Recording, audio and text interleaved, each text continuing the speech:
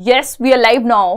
Hello friends, this is Himanshi and welcome to let's learn. तो आज हम करेंगे ईवीएस पेपर का एनालिसिस और बहुत मज़ा आने वाला है क्योंकि पेपर अच्छा आया। मैंने ईवीएस का सेक्शन अगर हम देखें तो प्रॉपरली आज एनालाइज किया और हम लोग साथ में करने वाले हैं।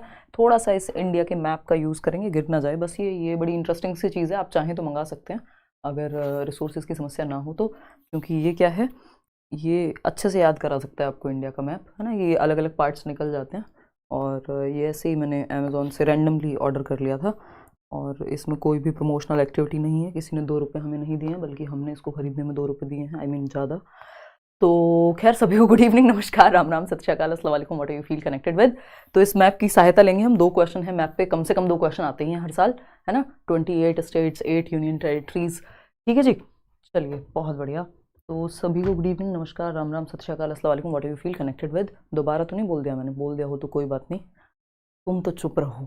देखो स्टार्ट करते हैं। निशा हमारे साथ हैं जो आपके साथ बनी रहेंगी थ्रू आउट जब तक हमारा जो है 21 जनवरी वाला पेपर होता है। आ जाइए फटाफट से, मस्त तरीके से तैयारी करेंगे। कल आपकी क्लास नहीं हो पाई थी, आज मैंने बैच में भी क्लास ली है, कल भी मैं बैच में क्लास लेने वाली हूँ, इवन यूट्यूब पे भी कल भी क्लास लूँगी। तो सैटरडे संडे जो हमारा ऑफ होता है, अब हम उसको ऑफ नहीं रख रहे हैं इस बार, ताकि थोड़ा सा हम एक्टिव होकर के पढ़ाई कर लें। लाइक शेयर सब्सक्राइब आप कर दीजिएगा, कमेंट्स में बताइएगा अपने विचार। इसके अलावा ये जो पीडीएफ है, अब पीडीएफ्स आपको साथ में मिलनी शुरू हो जाएंगी, ये टेलीग्राम चैनल पे मिल जाएगी। क्वेश्चन मैंने टाइप करा लिए हैं, उससे क्या फ़ायदा होगा, उससे आप थोड़ा क्लियर पढ़ पाते हैं। नहीं तो पेपर वाली जो समस्या है वो कई लोगों को देखने में दिक्कत होती है, ठीक है ना। तो कुछ 30 क्वेश्चन हैं, 30 मार्क्स का ही आता है, जिसमें 15 नंबर की पेडागोजी ईवीएस की और 15 नंबर का आपका क्या आएगा, कंटेंट। कंटेंट में क्या होता है, एनसीईआरटी, और उसी एनसीईआरटी से जुड़ा हुआ आपका क्या बनता है, पेडागोजिकल कंटेंट बनता है, ठीक है जी। आ जाओ पहले, फिर बात करें। हाँ, ऐप में टाइम टेबल समझ नहीं आ रहा, उस पर मैं एक बार बात कर लूंगी। ये अगस्त वाला ही पेपर है ना, स्ट्रगल लाइफ अगस्त वाला ही पेपर है जो 23 अगस्त को पेपर हुआ था, उसी को हम प्रॉपर एनालाइज कर रहे हैं, देख रहे हैं क्वेश्चंस कैसे आए, रिपीट हुए हैं कई सारे क्वेश्चंस, है ना। तो इसको मुश्किल नहीं कहेंगे, एक आध क्वेश्चन है जो बिल्कुल आउट ऑफ द बॉक्स दे दिया है। चलिए स्टार्ट करते हैं। पोल आपके सामने आएगा, आप मस्त 9 बजे अब तैयार होकर के बैठिए।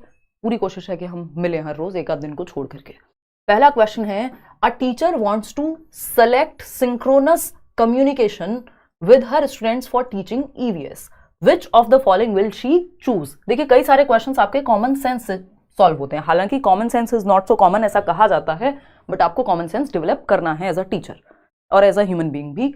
एक शिक्षिका ईवीएस शिक्षण के लिए अपने विद्यार्थियों के साथ तुल्यकालिक या सिंक्रोनस संप्रेषण का चयन करना चाहती हैं, वह निम्नलिखित में से किसे चुनेंगी। पहला ऑप्शन है, अब ये सिंक्रोनस कम्युनिकेशन होता क्या है पहले ये जानना जरूरी है। सिंक्रोनस कम्युनिकेशन होता है real time communication. Real time बोले तो जैसे अभी रियल टाइम में आपके पास क्वेश्चन मैंने बताया और सामने आपके पोल आ गया, ये लाइव चल रहा है सेशन और आप उधर से, मैं इधर से बोल रही हूं, आप कमेंट कर पा रहे हैं। अगर मैं आपसे कुछ भी पूछूंगी आप कमेंट करके बता देंगे। ऐसा नहीं है, जब आप रिकॉर्डेड देख रहे होते हैं इसी वीडियो को तो ये असिंक्रोनस बन जाता है, यानी कि ये नॉन रियल टाइम हो जाएगा। I don't know if that's a word, but हम कहेंगे कि वो रियल टाइम नहीं है। रियल टाइम बोले तो जब आप व्हाट्सएप पे चैट कर रहे हैं, हाय बहन कैसी है ना, या हाय फलाने कैसा है, ठीक है ना, वो सामने से रिप्लाई कर रहा है मर चुका हूं, मजाक कर रही हूं, दिल पे मत ले जाना, है ना, या फिर व्हाटएवर, मेरे बेबी ने खाना खाया, सोना ने खाना खाया, व्हाटएवर। तो ये जो इस तरह की चीजें भी किस में आती हैं, सिंक्रोनस कम्युनिकेशन में आती हैं, है ना। बाबू ने खाना खाया, राइट, बड़ा मुश्किल हो जाता है, देखो प्रैक्टिस नहीं होती है तो ऐसा होता है। तो अगर हम बात करें तो ये उधर से रिप्लाई आ रहा है, हाँ खा लिया, यार नहीं बहन तुम ही खिला दो, 25 साल से तो भूखा ही हूँ या भूखी ही हूँ। जैसे आज से पहले ना वो खाना खाता था और ना वो खाना खाती थी, अब जब तक पूछेंगे नहीं तब तक खाना जाएगा नहीं अंदर। खैर छोड़िए। तो कुल मिलाकर के बात ये है कि सिंक्रोनस कम्युनिकेशन है जब आप रियल टाइम में, आपको दिख रहा है कि आपने मैसेज किया, सामने वाला टाइप करते हुए नजर आ रहा है आपको, मतलब रियल टाइम कम्युनिकेशन है। अगर यही ऐसा हो कि आप गैप देकर के, जैसे टेक्स्ट मैसेज में कुछ हद तक आपको, हालांकि टेक्स्ट मैसेज भी जो है वो सिंक्रोनस में ही आता है, बट अगर एग्जांपल लेते हैं मेल का, तो ईमेल में जरूरी नहीं है कि आपको पता नहीं लगेगा सामने वाले ने कब देखा, देख भी लिया या नहीं देखा, और वो कब रिप्लाई करेगा, वो बीच में पॉज ले सकता है, ठीक है ना। तो ये क्या हुआ, एसिंक्रोनस हो गया, जहां पे रियल टाइम में नहीं हो रही है कम्युनिकेशन, ठीक है ना। आज न्यूज में कोई बात हुई है और कल उसका न्यूज़पेपर में छपेगा, जबकि आप लाइव, कोई न्यूज चैनल है और वो लाइव बता रहा है किसी घटना से, तो वो सिंक्रोनस हो गया, ठीक है जी। इतनी बात क्लियर है या नहीं? बिल्कुल क्लियर है। तो हम ये कहेंगे कि फोन कॉल्स हाँ, फोन कॉल्स हम कह सकते हैं कि सिंक्रोनस होती हैं। क्यों? क्योंकि आपने फोन किया और सामने वाला जवाब दे रहा है खाना खाया कि नहीं। प्री रिकॉर्डेड वीडियोस नहीं, प्री रिकॉर्डेड वीडियोस एसिंक्रोनस हैं, वो सिंक्रोनस नहीं कहला सकती। क्यों? क्योंकि वो रियल टाइम नहीं है। जब आप इस वीडियो को लाइव ना देख करके इसका रिकॉर्डेड फॉर्म देखेंगे या इसको रिकॉर्डेड टाइम में देखेंगे, 9 बजे लाइव आते हैं हम लोग, लाइव में पोल नहीं दे रहे हैं, आप बाद में सोच रहे हैं क्या जवाब होगा, तो वो रिकॉर्डेड फॉर्म एसिंक्रोनस है। तो अगर एसिंक्रोनस पूछेगा तो आप समझ जाएंगे सिंक्रोनस पूछ रहा है। ये ऐसा वर्ड है जिसको आप इंग्लिश में ही याद रखिएगा, कुछ टर्म्स इंग्लिश में याद रहे तो अच्छा रहता है। ठीक है जी। टेली कॉन्फ्रेंसिंग एक बार को कह सकते हैं कि कॉन्फ्रेंस पे आपने चाचा बुआ फूफा सब किस पे हैं, कॉन्फ्रेंस कॉल पे हैं, तो वो भी सिंक्रोनस है। लेकिन ये प्री रिकॉर्डेड सिंक्रोनस नहीं है, इसलिए ऑप्शन सही नहीं बनता। डी ऑप्शन कह रहे हैं 60% लोग सही जवाब है। ईमेल एसिंक्रोनस है, क्योंकि वहां रियल टाइम में पता नहीं लगेगा कि तुरंत से रिप्लाई आएगा या नहीं, इंसान पॉज लेकर के भी जवाब दे सकता है। Social media post again post है, लाइव होता, एक कोई कॉन्फ्रेंस हो रही होती तो वो सिंक्रोनस हो जाता। फोन कॉल सिंक्रोनस होती है, नो डाउट।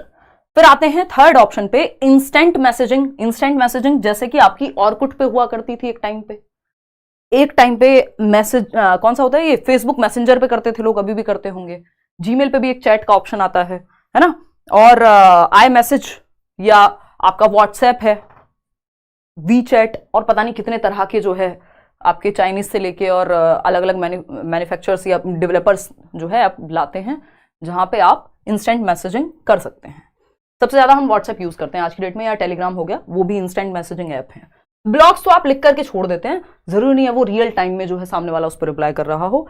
टेली कॉन्फ्रेंसिंग है, तो इसमें जब तीनों ऑप्शन मैच करेंगे तब बात बनेगी, क्योंकि ब्लॉग्स जो है वो सिंक्रोनस नहीं है, इसलिए ऑप्शन हट गया। ठीक, डी ऑप्शन एकमात्र सही उत्तर है, बिल्कुल सही जवाब है आपका। क्यों है उस पर समझते हैं। देखिए, वीडियो कॉन्फ्रेंसिंग, जब आप जूम मीटिंग कर रहे हैं, कोरोना आया था सबने जूम मीटिंग की है, या आप माइक्रोसॉफ्ट टीम यूज कर रहे हैं, या आप जूम का यूज कर रहे हैं, या फिर आप फेस टाइम यूज कर रहे हैं, या व्हाट्सएप पे वीडियो कॉल कर रहे हैं, तो ये सब क्या है, रियल टाइम है। उसी समय आप बोल रहे हैं, उसी समय सामने वाला देख पा रहा है। ठीक है ना।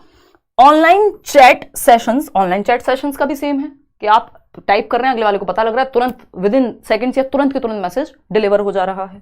फोन कॉल्स भी सिंक्रोनस होती हैं। तो ये तीनों ऑप्शन सही है, इसलिए डी सही है। बाकी में कोई एक ऑप्शन सही था या एक ऑप्शन गलत था। ठीक है ना, इतनी बात क्लियर है। चलिए आगे बढ़ते हैं। नेक्स्ट क्या है, क्वेश्चन नंबर 2।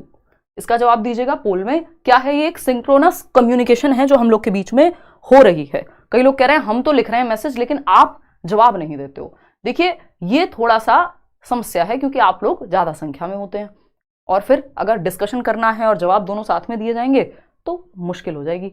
बात ठीक है नहीं। देखिए, अभी मैं फिर से एसी ऑन करूंगी, अब फिर से कोई पूछेगा। लास्ट क्लास में शाम वाली में भी कोई पूछ रहा था कि अभी भी दीदी आप एसी यूज करते हो, मजबूरी कहते हैं उसको, है ना। क्यों? क्योंकि इतनी सारी लाइट्स हैं यहाँ कि अभी सर्दियों वाले कपड़े पहने नहीं है, फिर भी गर्मी लग जाती है बहुत ज्यादा। ठीक, चलिए आते हैं। बताइएगा, एक बार जवाब दीजिएगा। बहुत ही खराब जोक्स मेरे दिमाग में आते रहते हैं, मैं थोड़ी सी शैतान बच्ची हूँ, मैं फिर कंट्रोल कर लेती हूँ। देखिएगा क्वेश्चन नंबर 2 देखिए, if theme travel railway station depicts utilization of a community resource in EVS, which of the following will complete the theme food। मतलब भाई, कम्युनिटी रिसोर्स नाम का एक टॉपिक है आपके सिलेबस में। कम्युनिटी रिसोर्स क्या होता है भाई? कम्युनिटी रिसोर्स होते हैं जो हम सामुदायिक संसाधन, यानी समुदाय से जिन संसाधनों का प्रयोग करके हम कोई चीज सिखा रहे हैं ईवीएस में। यानी सामुदायिक संसाधन क्या हो सकते हैं? आप किसी नर्स को क्लासरूम में ले आए, आप किसी फार्मर को क्लासरूम में ले आए, किसान को पौधों के बारे में बताने के लिए, नर्स को ले आए या डॉक्टर को ले आए बीमारियों के बारे में चर्चा करने के लिए, हेल्थ पे डिस्कशन के लिए, तो वो एक कम्युनिटी का पार्ट है। वो डॉक्टर जिसको आप क्लासरूम में लेकर के आए, तो वो कम्युनिटी रिसोर्स बन गया। उस रिसोर्स का, संसाधन का प्रयोग कर रहे हैं क्लासरूम में सिखाने के लिए। अब लेकिन यहां पूछा क्या है, इन्होंने कहा है यदि रेलवे स्टेशन जो है, 6 थीम्स हैं आपके ईवीएस में, याद है ना, food, water, shelter, travel, things we make and do, याद है ना, फैमिली, फ्रेंड्स, ये 6 थीम्स हैं। तो ट्रैवल जो थीम है, यदि उसके कॉन्टेक्स्ट में, यदि थीम यात्रा रेलवे स्टेशन दिखाया गया है थीम यात्रा के तहत, यानी कोई जगह है, कोई स्थान है, ठीक है ना, अगर कोई स्थान है, ठीक। अब ईवीएस में यदि ट्रैवल थीम पढ़ाने के लिए रेलवे स्टेशन पे ले जाया गया, तो फूड पढ़ाने के लिए कहां ले जाएंगे? अब आपको यहां पे किसी व्यक्ति से नहीं, स्थान से ही जोड़ना है। ये वैसा ही कि इसका रिलेशन इससे क्या है, ये रीजनिंग टाइप का क्वेश्चन हो गया।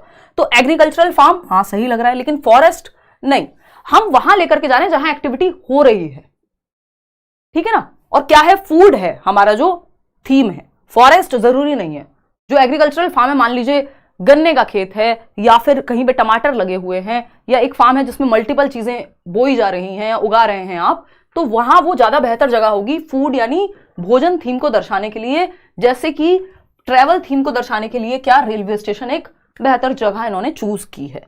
तो फॉरेस्ट या शॉपकीपर या फार्मर ये सब मत लगाइएगा, क्योंकि आपसे स्थान पूछा है।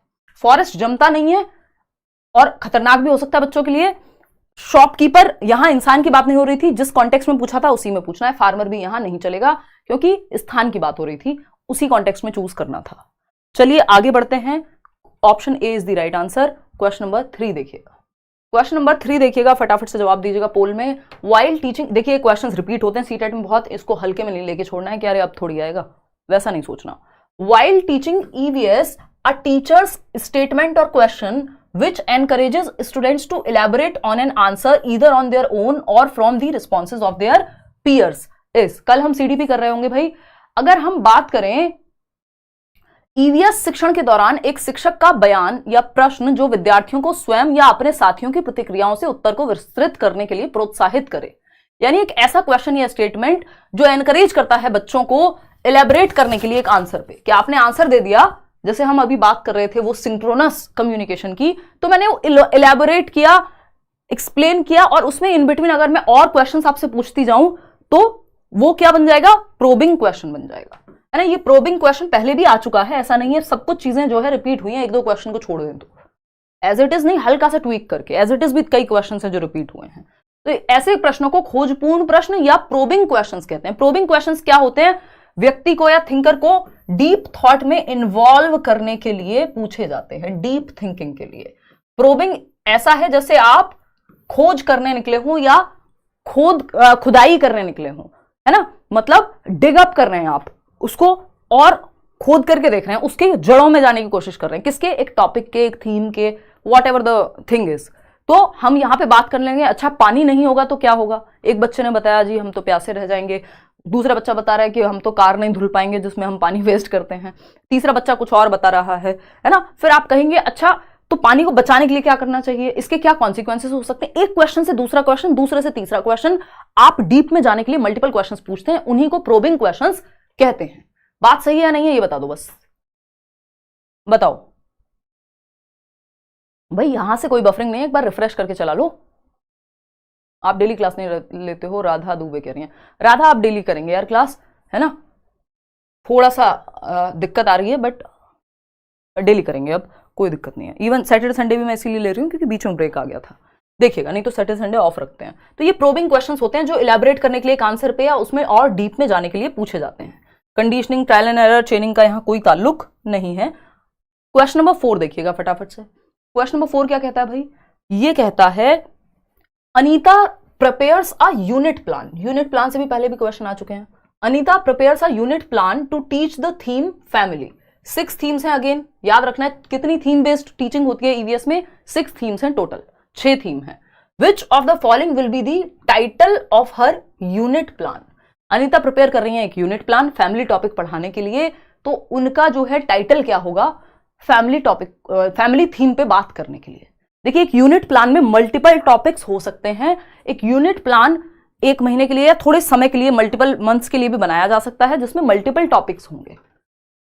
यूनिट मतलब एक बड़ी यूनिट और उसमें कुछ टॉपिक्स होंगे, उसमें कुछ चैप्टर्स होंगे, ठीक है ना, एक थीम के अराउंड। तो फैमिलीज, माइग्रेटिंग फैमिलीज, तो ये तो सिर्फ एक टॉपिक हो गया, जबकि एक यूनिट में मल्टीपल टॉपिक्स का होना जरूरी है, तभी तो यूनिट कहलाएगी, नहीं तो एक टॉपिक ही ना बन जाएगा वो, ठीक है ना। Types of family, nuclear and joint family, तो सिर्फ टाइप ऑफ फैमिली थोड़ी पढ़ेंगे फैमिली थीम में, बहुत सारी चीजें हैं, रिलेशनशिप्स होंगे और भी चीजें होंगी फैमिली में, relationships with in a family. तो जबकि हमें यूनिट में मल्टीपल टॉपिक्स चाहिए होते हैं, ये एक सिंपल बात आपको याद रखनी है। फैमिली रिलेशनशिप्स, थीम का नाम क्या है, फैमिली, परिवार, जिसके अंदर क्या होगा, relationships, gender roles, occupations as socio cultural entity in changing times. मतलब इसमें मल्टीपल टॉपिक्स हैं, थीम क्या है, फैमिली। तो टाइटल रखेंगे फैमिली, जिसमें संबंध के रिलेशनशिप्स क्या होते हैं, भाई बहन, माता पिता, पति पत्नी, चाचा फूफा मामा, वॉटेवर, लिंग भूमिकाएं, सोशल या जेंडर रोल्स क्या हैं और समय के साथ वो बदल कैसे रहे हैं। ये नहीं है कि मम्मी खाना बनाती है तो मम्मी को ही खाना बनाना चाहिए, ठीक है ना। ऑक्यूपेशंस यानी कि काम क्या करते हैं लोग, भाई वो सब भी तो फैमिली से जुड़ा हुआ है कि लोग जाते हैं सुबह, पापा जाते हैं ऑफिस, मम्मी जाती हैं ऑफिस, है ना। सोशियो कल्चरल, या घर में आपकी अगर हाउस हेल्प है वो आ रही है तो वो भी क्या कर रही है, काम कर रही है, उनको भी इज्जत मिलनी चाहिए। Socio cultural entity in changing times, कैसे सामाजिक आर्थिक रूप से, सामाजिक सांस्कृतिक रूप से बदलाव भी हो रहा है समय के साथ। तो इसमें मल्टीपल टॉपिक होगा, इसलिए एक यूनिट कहलाएगा, एक इकाई कहलाएगा। क्यों? क्योंकि इसमें कई सारे पार्ट होंगे या कई सारे टॉपिक्स होंगे। टॉपिक को क्या कहते हैं हिंदी में? कोई बात नहीं, होता है। हाँ बताओ, याद है? कोई बात नहीं, तुम्हारे 2 नंबर काटेंगे। बताओ भाई टॉपिक को क्या कहते हैं? हाँ, तो इकाई कहते हैं यूनिट को, और पार्ट कह सकते हो टॉपिक को, या जो भी आपका मन करे। तो यूनिट, एक यूनिट प्लान, उसके ऊपर होता है आपका ईयरली प्लान। तो ये सारी चीजें यहाँ होती हैं, शीर्षक कह लो, हाँ ठीक है, विषय भी कह सकते हो। एग्जैक्टली सही कह रही थी तुम। चलिए आ जाइए, खैर क्वेश्चन नंबर 5 पे चलते हैं और जवाब दीजिएगा पोल में। Miss Sheetal likes to use stories and poems in primary classes. एक मिस शीतल नाम की अध्यापिका हैं जो कहानियां और कविताएं सुनाती हैं अपनी कक्षा में। प्राइमरी क्लासेस यानी 1st to 5th क्लासेस की बात हो रही है। To explain various concepts of EVS पढ़ाने के लिए the most appropriate logic for her using stories and poems is to, यानी उनके द्वारा कहानियों और कविताओं के प्रयोग का सबसे उपयुक्त तर्क क्या है कि वो कहानियां और कविताएं यूज करती हैं पढ़ाते समय, उसके पीछे का लॉजिक क्या है। जैसे मैं बहुत सारे एग्जांपल्स देती हूं भर भर के, हम थोड़ा हंसी मजाक करते हैं बीच में, थोड़ी बहुत व्यर्थ की बातें करते हैं, उसके पीछे मेरा लॉजिक क्या है कि ये मेरी टीचिंग स्किल्स का पार्ट है कि आप कनेक्टेड फील करें, आपको मजा आए सीखने में, ऐसा ना लगे हाय रे बड़ा जोर पड़ रहा है या पढ़ने आए तो बस रट्टा लगवा दो एक तरफ से। नहीं, हम रियल लाइफ एग्जांपल्स लेकर के आए, थोड़ा हंसी मजाक करें ताकि इंजॉय करके पढ़ पाए और भूले ना उस चीज को। ये मेरा लॉजिक हुआ, मेरी पेडागोजी का लॉजिक हुआ, या मेरे मेथड्स का लॉजिक हुआ। ठीक, किसी को लग सकता है कि भाई हम टाइम वेस्ट कर रहे हैं। ठीक, जब आप 3 घंटे की मूवी देखते हैं तब टाइम वेस्ट नहीं होता। देखिए, तो अगर हम बात करें यहां पे, तो एक स्टोरीज और पोएम्स यूज करने का क्या लॉजिक हो सकता है टीचर का ईवीएस में? पहला ऑप्शन है complete the EVS syllabus as well as students have heard them before coming to school. EVS के पाठ्यक्रम को पूरा करना, और साथ ही स्कूल में आने से पहले बच्चों ने कहानी सुनी होती है, इसलिए कहानियां ही सुना दो। देखिए, कभी भी सिलेबस पूरा करना किसी भी टीचर का उद्देश्य नहीं होना चाहिए। सिलेबस पूरा हो जाएगा यदि आप तरीके से चलेंगे, लेकिन सिलेबस कंप्लीट करना, जो कि हम बहुत सारे स्कूल्स में, अगर हम ग्राउंड रियलिटी देखें तो आज भी सिलेबस के पीछे पागल हुए रहते हैं हम लोग, इतना प्रेशर होता है कई बार टीचर्स पे भी, बट होना नहीं चाहिए। आइडियली ये सही तरीका नहीं है कि सिर्फ सिलेबस कंप्लीट करने के पीछे हम भागें। यही होता है ना, फिर हम ट्यूशंस में देखते हैं कई बार टीचर्स फटाफट से सिलेबस करा देते हैं कई बार, और फिर कहते हैं बेटा ट्यूशन पढ़ने आ जाना घर पे, अगर तसल्ली से पढ़ना है तो। वो ट्यूशन में सिलेबस कंप्लीट हो जाता है और स्कूल में हो नहीं पाता कई बार। समझ रहे हो ना बात को? तो सिलेबस कंप्लीट करना कभी भी उद्देश्य नहीं होना चाहिए। इसका हाफ पार्ट सही था हालांकि।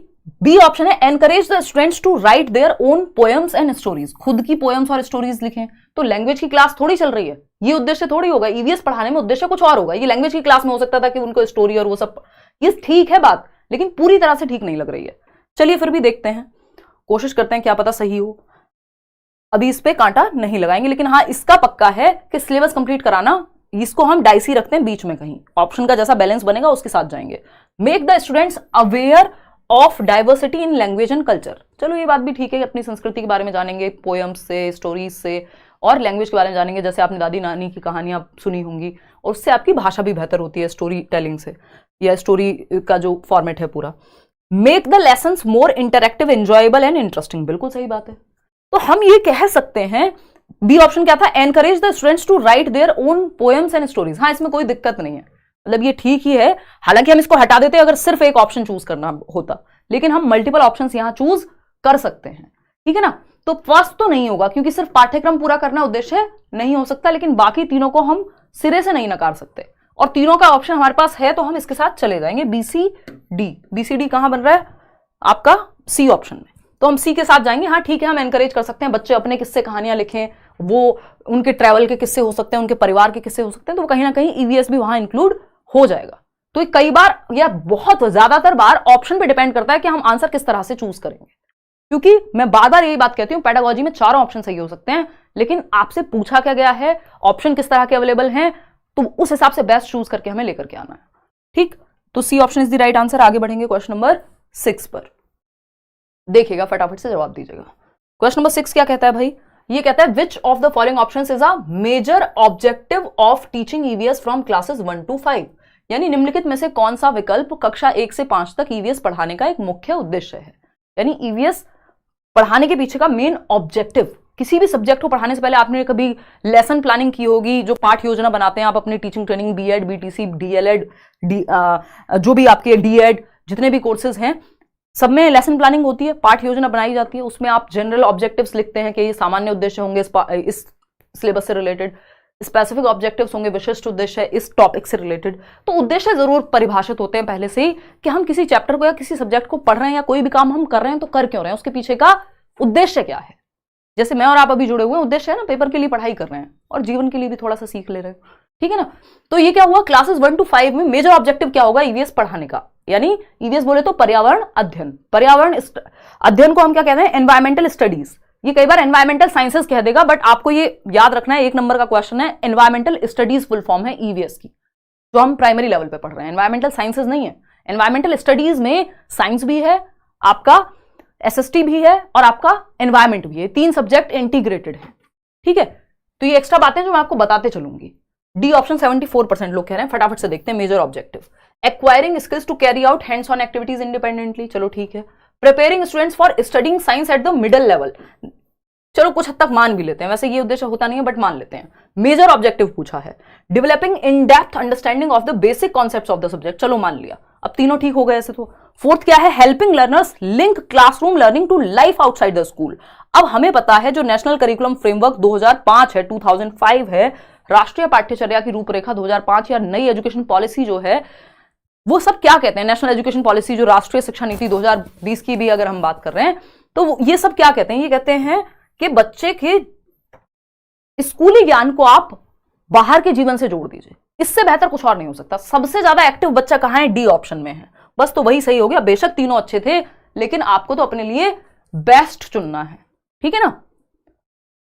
क्लियर है बात। आप जाते हैं एक रबर बैंड भी खरीदने जाएंगे आप, तो आप बेस्ट चूज करके लाते हैं अपने लिए। 5 रबर बैंड हो सकती है वहां स्टोर में और आपको 5 अच्छे लग रहे हैं, या मान लीजिए घड़ी लेने आप गए थे और एक वॉच भी आप बेस्ट चूज करके लाते हैं अपने अनुसार, लेकिन यहां आपको थोड़ा सा बच्चे के अनुसार बेस्ट चूज करना है।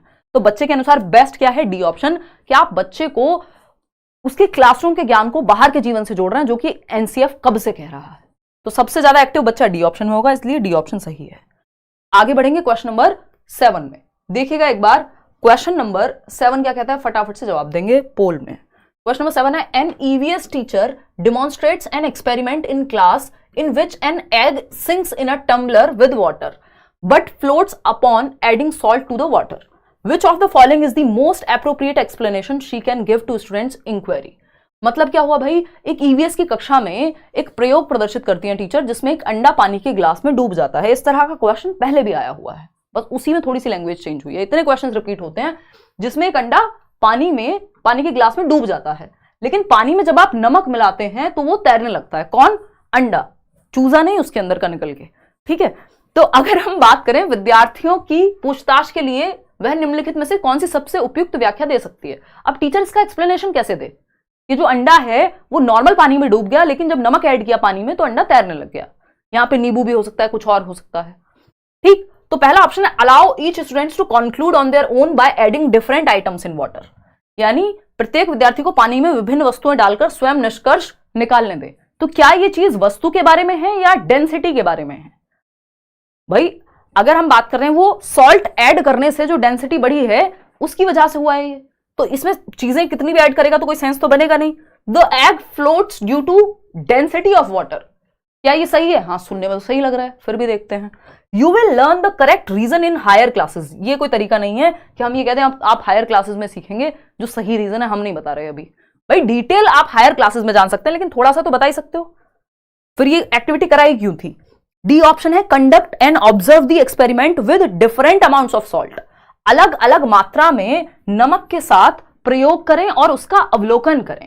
यानी जब आप कम नमक डाल रहे हैं तो क्या चीजें डूब रही हैं, क्या चीजें नहीं डूब रही हैं। तो अभी आप एक्सपेरिमेंट्स को जारी रखेंगे, उसके बाद इस कंक्लूजन पे हम पहुंचते हैं कि डेंसिटी की वजह से हो रहा है या नहीं हो रहा है, क्योंकि बच्चे छोटे हैं, प्राइमरी क्लास में हैं। तो अभी हम यहां ऑब्जर्व करने के लिए उनको कहेंगे और ऑब्जर्वेशन से उनको खुद एक आइडिया लगेगा कि रीजन क्या है, नहीं तो आप वहां तक पहुंचाएंगे बच्चे को।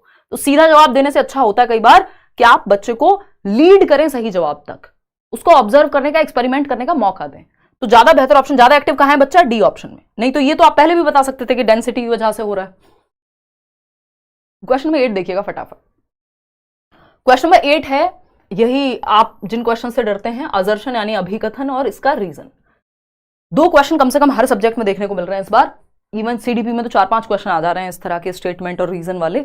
एक बार आप जवाब दीजिए, इतने में जल ग्रहण करती हूं। क्या तुमको भी चाहिए? नहीं मिलेगा।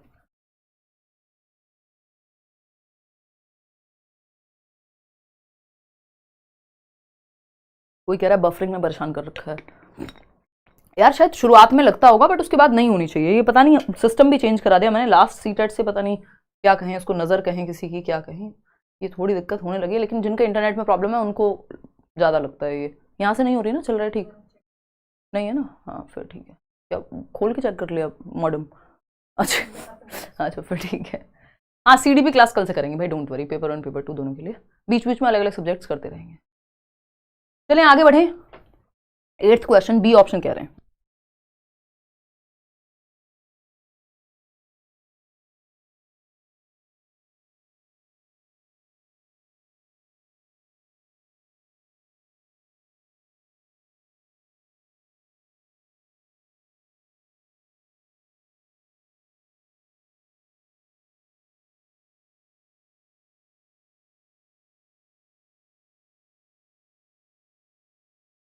देखिएगा एक बार, हाँ इंग्लिश भी करेंगे, अलग अलग सब्जेक्ट करते रहेंगे, डोंट वरी। अगर हम बात करें यहाँ पे तो स्टेटमेंट क्या है? Learning of EVS needs to be oriented to process skills relating to observation, identification, classification etcetera. मतलब ईवीएस को सीखने को लेकर के अवलोकन, पहचान, वर्गीकरण आदि से संबंधित प्रक्रिया कौशल के लिए उन्मुख होने की आवश्यकता है। देखिए प्रोसेस स्किल्स होती है लगभग, ये भी हर साल हम डिस्कस करते हैं। प्रोसेस स्किल्स वो स्किल्स कहलाती हैं जो बच्चे को सोचने पे, ऑब्जर्व करने पे मजबूर करती हैं, है ना। इसमें कई सारी स्किल्स हो सकते हैं कि बच्चों को एक्सपेरिमेंट दिया, ऑब्जर्व कर रहा है वो, जैसे हम अभी वो नींबू या अंडे वाला एग्जांपल था। एनालाइज करना एक प्रोसेस स्किल का हिस्सा हो सकता है। कैटेगराइज करना, क्लासिफाई करना, एनालाइज करना, इन्फर करना, अनुमान लगाना, ये सब प्रोसेस स्किल्स हैं जिनमें बच्चा सोचने पे मजबूर होता है। इसका रीजन क्या है? इनका इस्तेमाल किया जाना चाहिए, यस किया जाना चाहिए, सही बात है। रीजन क्या दिया है? Through acquiring various process. इस तरह के क्वेश्चन सबसे पहले ये देखना है क्या ये बात स्टेटमेंट सही है? हाँ जी सही है। नहीं होता तो आगे की बात तो खत्म ही हो जाती। तो अगर सही है तो उसके बाद अब हम देखेंगे क्या इसका रीजन सही है, क्या दोनों सही हैं और एक दूसरे के लिए सही है, ठीक है ना। तो रीजन क्या है? Through acquiring various process skills the learning outcomes of EVS learning are expected to be achieved. यानी विभिन्न प्रक्रिया कौशल प्राप्त करने के माध्यम से ईवीएस के सीखने के परिणामों को हासिल करने की संभावना होती है। यानी अगर हम प्रोसेस स्किल्स एक्वायर कराएंगे बच्चों को कि वो खुद से ऑब्जर्व करना सीख जाएं, आइडेंटिफाई करना सीख जाएं, क्लासिफाई करना सीख जाएं, चीजों के बीच में अंतर पता करना सीख जाएं, एनालाइज करना सीख जाएं, अनुमान लगाना सीख जाएं, तो क्या होगा? लर्निंग आउटकम बेहतर होगा, उनका सीखने का जो रिजल्ट है वो अच्छा होगा, वो बेहतर सीख पाएंगे। रिजल्ट मतलब वो नंबर वाला रिजल्ट नहीं, उनकी लर्निंग बेहतर होगी, ठीक है ना। Of EVS learning and are expected to be achieved. सही बात है, दोनों बात सही है। देखिए ये अपने आप में सही था कि ईवीएस में प्रोसेस स्किल्स को सिखाया जाना चाहिए। रीजन एकदम सही दिया गया है कि इसलिए सिखाया जाना चाहिए क्योंकि वो बेहतर आउटकम लेकर के आएंगे, बेहतर तरीके से सीख पाएंगे। दोनों बातें सही है, रीजन भी सही है। तो both A and R are is correct, R are true and R is the correct explanation. अगर ऐसा होता बी सही नहीं होता या आर सही नहीं होता तो हम चले जाते कि आर सही नहीं है। दोनों सही है, दोनों एक दूसरे के लिए भी सही है। क्वेश्चन नंबर 9 देखिएगा फटाफट से। क्वेश्चन नंबर 9 क्या कहता है भाई? क्वेश्चन नंबर 9 कहता है एन ईवीएस टीचर शुड ले emphasis on dash while preparing question paper for summative assessment। एक एफ होता है, दूसरा एस से होता है, ठीक है ना। एस से क्या है? Summative assessment. समेटिव असेसमेंट यानी योगात्मक मूल्यांकन जो जजमेंट के लिए होता है, जैसे हाफ ईयरली एग्जाम, जैसे आपका ईयरली एग्जाम। वही फॉर्मेटिव असेसमेंट होते हैं जो क्लास टेस्ट हो गया, जिसमें एक्टिविटी बेस्ड चीजें ज्यादा होती हैं, है ना।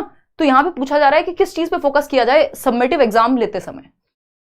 ये असेसमेंट ऑफ लर्निंग का हिस्सा होता है। Length and objectives of the question paper, चलो ठीक है। Content coverage and objectives of the question paper, बात बराबर सी हो गई। Total marks and content coverage of the question paper, length and total marks of the question paper. अब आप इसको देखिए, समझिए। देखिए सबसे बेहतर है यहां पे content coverage and objectives of the question paper. यानी आपका जो प्रश्न पत्र है, आप देखेंगे ईयरली हाफ ईयरली में लगभग सारे ही कंटेंट्स कंप्लीट हो रहे होते हैं। एक बड़ा सिलेबस आ रहा होता है कि एक तो सारा जो भी जितने भी चैप्टर से पूछा जा रहा है वो सब कवर हो रहे हो, एटलीस्ट हर एक चैप्टर से एक क्वेश्चन हो, है ना। और थॉरोली, जिससे पता लगाया जा सके कि बच्चे ने सारे चैप्टर्स या सिलेबस को अच्छे से जाना है कि नहीं। तो content coverage and objectives of the question paper. Question paper का उद्देश्य क्या है, हम जानना क्या चाह रहे हैं बच्चे से, इस चीज को ध्यान में रख करके, और कंटेंट कवरेज हो रही है या नहीं हो रही है, जो भी पढ़ाया गया है वो ठीक से जांच पा रहे हैं या नहीं जांच पा रहे हैं। इसमें मार्क्स अपने आप आ जाएंगे, लेंथ फर्क नहीं पड़ता। तो सबसे काम का जो ऑप्शन है वो बी ऑप्शन है, जो बाकियों को अपने अंदर समाहित कर लेता है। क्वेश्चन नंबर 10 देखिएगा फटाफट से। क्वेश्चन नंबर 10 क्या कहता है भाई, जवाब दीजिएगा। क्वेश्चन नंबर 10 कहता है which of the following is not a learning outcome in EVS for students of class 3। अच्छा, इससे पहले मुझे आपको 2-3 चीजें बतानी है। ये तो खैर आप करियरविल से बैच में एनरोल हो सकते हैं, करियरविल ऐप डाउनलोड करके सीटेट के बैचेस में। इसके अलावा अगर मैं कहूं आपको, एक तो एसए पे हम बात करेंगे, सबमेटिव असेसमेंट, फॉर्मेटिव क्या होता है, ये भी एक और क्वेश्चन आएगा आगे आई बिलीव, तब हम इसको डिस्कस करेंगे। और दूसरा, शुरुआत में हमें थीम्स की बात करनी है, तो अभी हम क्वेश्चन छोड़ के थीम्स पे आ जाते हैं। पहले 6 थीम्स होती हैं ईवीएस में, ये कई बार क्वेश्चन आ चुका है शुरुआत से अब तक। कितनी total themes, topic based study नहीं करते हम ईवीएस में, थीम्स बेस्ड स्टडी करते हैं। थीम क्या है, एक थीम में कई सारे टॉपिक्स आ जाते हैं। टोटल थीम्स कितनी है, 6। ईवीएस अगर हम प्राइमरी लेवल की बात करें, क्लास 1 to 5 की बात करें, ईवीएस का मतलब है एनवायरमेंटल स्टडीज, ना कि एनवायरमेंटल साइंसेज। फुल फॉर्म का भी 1 नंबर का क्वेश्चन आ जाता है, ठीक है ना। तो अगर हम बात करें एसए पे बाद में आएंगे। 6 थीम्स जल्दी बताओ, याद है किसी को? पुराना सेशन देखा है, यूट्यूब पे देख लेते यार, मैराथन देख लेते ईवीएस की। इतने, पहला क्या है, फैमिली। जन्म कहां से लेते हैं, शुरुआत कहां से हो रही है जीवन की, फैमिली एंड फ्रेंड्स, वैसे याद रखेंगे फैमिली एंड फ्रेंड्स। तो ये क्या हुआ, फर्स्ट थीम हो गया, ठीक है। सेकंड थीम क्या है, अब जब पैदा हो ही गए तो फूड, खाना भी खाएंगे, फूड। अब पानी भी पिएंगे, हालांकि पानी नहीं पीना चाहिए खाना खाते ही तुरंत, बट पी लो यहाँ पे। Water, food, water. अब रहने को एक घर भी चाहिए, शेल्टर, है ना, यानी शेल्टर। फिर क्या चाहिए, अब मन नहीं लग रहा, ट्रैवल भी करना है, निशा जैसे बच्चों को ट्रैवल भी करना है ना, घूमना है, पेड़ थोड़ी एक जगह थोड़ी रहेंगे, ठीक। फिर अगर हम बात करें, मूवी का डायलॉग है, अगर हम बात करें 6th की, तो things we make and do. अब कुछ काम भी तो करेंगे या ट्रैवल ही करते रहेंगे, things we make and do. तो ये हैं हमारे 6 थीम्स ऑफ ईवीएस। इनके अराउंड एक क्वेश्चन मिनिमम, नहीं तो 3 से 4 क्वेश्चन बन जाते हैं। इस बार भी आप देख सकते हैं 3-4 क्वेश्चन। अभी तक हम 2-3 क्वेश्चन कर चुके हैं ट्रैवल पे या फैमिली पे, थीम्स को मिला करके, जबकि अभी तक हमने सिर्फ 10 क्वेश्चन करे होंगे। तो अगर हम देखें, family and friends, food, water, shelter, travel, things we make and do, ये 6 आपके ईवीएस के थीम्स हैं। इनको दिमाग में रखना है। निशा को सामने करो मैम, अरे पुराने यूट्यूब पे कोई वीडियो मिल जाएगा। निशा आज सुंदर बन के नहीं आई है अपनी भाषा में, हमें तो हमेशा ही सुंदर लगती हैं। देखिए, कक्षा 3 के विद्यार्थियों के लिए कितनी खुश हुई हो, हाँ तारीफ सुन के बौखला जाता है इंसान, है? झूठी हो सच्ची हो, बस तारीफ कर दे कोई। यही चीजें बर्बाद कर रही हैं लड़कियों को, जरा सी तारीफ में खुश है। 2 शब्द प्यार के कहो, एकदम बिल्कुल राजी। देखो, कक्षा 3 के विद्यार्थियों के लिए ईवीएस में निम्नलिखित में से कौन सा सीखने का परिणाम अधिगम प्रतिफल नहीं है। देखिए, लर्निंग आउटकम्स क्या होते हैं, पहले तो होते हैं लर्निंग ऑब्जेक्टिव्स, यानी उद्देश्य क्या है सीखने का, क्यों पढ़ रहे हैं हम, क्या पढ़ना चाह रहे हैं। आउटकम है कितना अचीव कर लिया हमने, है ना। जैसे 4 साल आप किसी के साथ रिलेशनशिप में रहे, आजकल कॉमन है ये चीजें, है ना, और आउटकम क्या आया, 0। उसने कहा टाटा बाय बाय, आपने कहा टाटा बाय बाय, है ना, आउटकम क्या आया, 0। हालांकि 0 नहीं होगा, जीवन में हम हमेशा कुछ ना कुछ सीखते हैं, बट कहने की बात है, ये आउटकम हम शादी को मान लेते हैं जनरली, क्योंकि बॉलीवुड मूवीज में ऐसी एंड होती हैं चीजें, ठीक। तो अगर हम बात करें यहां पे, तो पूछा क्या जा रहा है, लर्निंग आउटकम कौन सा नहीं है। लर्निंग आउटकम क्या होता है, सीखने का आउटकम क्या आया, हाथ में रिजल्ट क्या आया, देखते हैं। Voices opinion on good and bad touch, यानी अच्छे और बुरे स्पर्श पर अपनी राय व्यक्त करना, हाँ ये लर्निंग आउटकम है। अगर आपने ईवीएस में अच्छे से पढ़ाया बच्चों को चीजें, तो वो इस बात में बात कर पाएंगे, गुड टच बैड टच क्या होता है, आजकल पढ़ाया जाता है बच्चों को। Voices opinion on issues observed, experienced and relates to social practices such as discrimination in ownership of resources, यानी अनुभव किए गए मुद्दों पर आवाज उठाना और समाज की प्रथाओं से संबंधित जो बातें, उन जैसे संसाधनों के स्वामित्व में भेदभाव क्यों होता है, यानी क्यों कुछ % लोग हैं, जो अमीर है वो अमीर होता जा रहा है, गरीब है वो गरीब होता जा रहा है। ऐसी बातें सुनी होंगी आपने। ये वैसी सी ही बात है कि क्यों कुछ लोगों के पास इतनी पूरी दुनिया की वेल्थ है और मेजॉरिटी हिस्से के पास नहीं है। तो ये टॉपिक्स प्राइमरी लेवल के नहीं है, बच्चा डर जाएगा, उसको समझ भी नहीं आएगा क्या चल रहा है, उसका बचपन छीन लेंगे आप। तो ये वाले इश्यूज प्राइमरी लेवल के लिए नहीं है ना, ये लर्निंग आउटकम नहीं है। Observes rules in few local indoor outdoor games, चलो ये तो ठीक है। आइडेंटिफाइज डायरेक्शंस ऑफ क्लासरूम, ठीक है, लेकिन ये बी ऑप्शन ये थोड़ा सा भारी सवाल हो गया, इसको प्राइमरी के बाद लाना चाहिए। तो B option is the right answer. यही गलत है इस प्राइमरी लेवल के लिए, और जो गलत है कक्षा 3 के लिए ये गलत क्वेश्चन है। तो जो गलत है वही सही है, क्योंकि पूछा ही गलत था, नॉट लिखा था क्वेश्चन में। नॉट वाले क्वेश्चन ध्यान से पढ़ने हैं। क्वेश्चन नंबर 11 देखिए, क्वेश्चन नंबर 11 देखिएगा फटाफट से। कोई कह रहा है, शिखा कह रही है क्लास ओवर होने के बाद निशा मैम से मिलवाएगा, पेपर अच्छा देके आओगे तब मिलवाएंगे। चलो बीच में मिलवा देंगे कभी। देखो क्वेश्चन नंबर 11 देखो, अभी इनको 2-4 दिन आने तो दो, हमारी क्लास रेगुलर होने तो दो है। देखिए क्वेश्चन नंबर 11 है, you have to select EVS text books for your students of classes 3 to 5, which of the following criteria is most appropriate for this purpose. आपको कक्षा 3 से 5 तक के अपने विद्यार्थियों के लिए ईवीएस पाठ्यपुस्तक का चयन करना है, यानी टेक्स्ट बुक चूज करते समय। ये मैंने मैराथन सेशंस में भी, ईवीएस पे भी, अगर आपने मेरे यूट्यूब पे सेशंस देखे होंगे, नोट्स में भी, अगर जो मैंने आपको फ्री नोट्स दिए हुए हैं, टेलीग्राम से डाउनलोड कर लेना, या नीचे लिंक होगा वहां से डाउनलोड कर लेना, वो सभी के लिए फ्री है, चाहे आप बैच में हो नहीं हो, 5 सब्जेक्ट के नोट्स हैं। उसमें भी क्लियरली कहा हुआ है कि टेक्स्ट बुक के बारे में क्या ध्यान रखें हम, जब हम प्राइमरी के लिए ईवीएस की टेक्स्ट बुक बना रहे हैं तो किस चीज का ध्यान रखें भाई। वो चाइल्ड सेंटर्ड हो, उसकी लैंग्वेज टेक्निकल ना हो, सिर्फ डेफिनेशंस ना भरी हो, एक्टिविटीज हो, बच्चे की भाषा में हो, उसमें वैरायटी होनी चाहिए, है ना, चाइल्ड सेंटर्ड होनी चाहिए। इस तरह की आपकी बातें हैं जो ध्यान में रखी जानी चाहिए। Pictures in the book should B big and colourful. कक्षा 3 से 5 की बात हो रही है, कक्षा 1 और 2 की बात होती तो ये बात हम मान लेते, यहां भी हम मान लेंगे कुछ हद तक, बट सिर्फ पिक्चर्स बड़ी बड़ी हो ये मुद्दा नहीं हो सकता। तो ये कंप्लीट नहीं लग रहा, फिर भी बाकी ऑप्शन देखेंगे, क्या पता इससे बेहतर हो, नहीं हुए तो इसके साथ चले जाएंगे। The language should be simple and according to the mental level of students, चलो ये भी बात सही है, ये भी हमें सही लग रही है। थर्ड ऑप्शन पे जाते हैं, the text book should be illustrated and appealing to students, पाठ्य पुस्तक को सचित्र होना चाहिए और विद्यार्थियों को आकर्षक लगनी चाहिए, चलो ये बात भी ठीक है। लेकिन ये तीनों ऑप्शन ना ऐसे लग रहे हैं जैसे हम कक्षा 1 और 2 की बात कर रहे हो, हालांकि बी ऑप्शन फिर भी ज्यादा सही है। चलिए डी और पढ़ लेते हैं। The text book should be child oriented and devoid of any stereotypes और derogatory attitudes based on gender, caste, class and religion. ये बात एकदम परफेक्ट है, और ये ऑप्शन अपने आप में बाकी ऑप्शन से ज्यादा बेहतर है, बाकी ऑप्शन को अपने अंदर समाहित कर लेता है। पाठ्य पुस्तक बाल उन्मुख होनी चाहिए, यानी बच्चे पे केंद्रित होनी चाहिए, उसके जीवन, उसकी भाषा शैली, है ना, उसके आसपास का माहौल, तथा लिंग, जाति, वर्ग और धर्म के आधार पर किसी भी रूढ़िवादिता या अपमानजनक व्यवहार से रहित होनी चाहिए। ऐसा ना हो कि बुक में लिखा हो 2 आदमी मिलकर जिस काम को 1 दिन में करते हैं उसी काम को 4 औरतें मिलकर 2 दिन में कर पाती हैं। क्या हुआ, ये हम दर्शा रहे हैं कि औरतें जो हैं वीक हो गई, किससे, मैन से या पुरुषों से। तो अगर हम बात कर रहे हैं महिला और पुरुष की, तो इस तरह की, ये तो एक एग्जाम्पल है, रूढ़िबद्धता को हमें नहीं लेके आना है कि आप अपनी टेक्स्ट बुक्स में दिखा रहे हैं कि जो मदर हैं या फीमेल हैं घर में, वो तो किचन में काम कर रही हैं, एक फोटो है बुक में, और पिताजी हैं वो ऑफिस से सूट बूट पहन के आ रहे हैं। तो बच्चे के दिमाग में यही इमेज बनेगी कि माताजी घर पे काम करती हैं और पिताजी जो है सूट बूट पहन के बाहर से आते हैं। ये स्टीरियोटाइप बन जाएगा, क्योंकि पिताजी के भी हाथ उतना ही काम कर सकते हैं किचन में जितने माताजी के, है ना। तो ये क्या हुआ, स्टीरियोटाइप्स आज के समय में, हालांकि ये चीज बहुत हद तक चेंज हो रही है कि हम बुक्स से ये चीजें हटा रहे हैं। ऐसे और भी सैकड़ों एग्जांपल्स पहले हुआ करते थे, या पिक्चर्स से ये चीज दर्शाई जाती थी जिससे जेंडर स्टीरियोटाइप्स को बढ़ावा मिलता था।